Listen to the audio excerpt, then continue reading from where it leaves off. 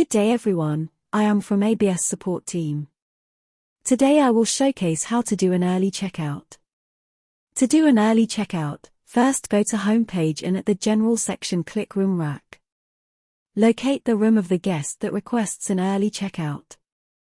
Double click on the room and go to charges. Check the transactions. If it is correct, then proceed to check out the guest. However, usually for early checkout you will have to manual post the room charges to make sure the payout is correct. So click on manual post room charges, make sure the price is correct, and click save.